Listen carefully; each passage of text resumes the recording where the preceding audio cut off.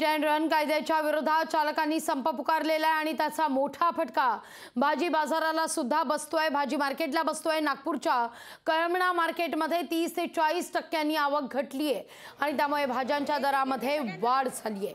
या सगळ्याचा आढावा घेतलेला आहे आपले प्रतिनिधी कल्पना नस्कर यांनी। मी उभे आहे नागपूरच्या कळमनाच्या येथील भाजी मार्केटमध्ये आणि या भाजी मार्केटमध्ये जो ट्रक ड्रायव्हरचा संप होता त्याचा परिणाम इथे पाहायला मिळतो आहे। भाज्यांची आवक घटलेली आहे या बाजारामध्ये, त्यामुळे भाज्यांचे दर जे आहे ते गगनाला भिडलेले आहे। दुप्पट किंमत भाज्यांची झालेली आहे। इथल्या कृषी उत्पन्न बाजार समितीच्या अधिकाऱ्यांचं काय म्हणणं आपण जाणून घेऊया। किती आवक होती, किती घटलेली आहे, किती आवक होती आणि संपामुळे काय परिणाम झालेला आहे? संपामुळे 30 ते 40% आवक घटलेली आहे आणि जे कालचे दर होते, परवाचे दर होते त्याच्यापेक्षा आज दुप्पट तिप्पट दर झालेले आहे। इथे कुठून कुठून भाज्या येतात या मार्केटमध्ये? ऑल ओव्हर भारतामधून इथं भाज्या येतात आणि जे अडती आहे ते मागवतात। आता जर असाच परिणाम राहिला संपाचा तर अजून किती भाव वाढतील असं वाटतं?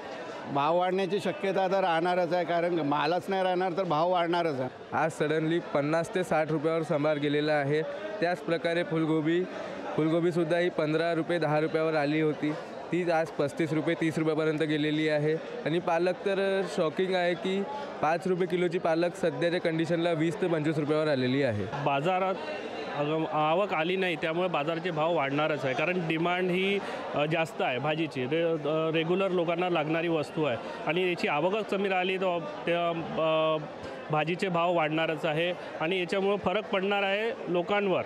कल्पना नस्कर, लोकशाही मराठी, नागपूर। लोकशाही मराठी ऐका, पहा, जागरूक रहा।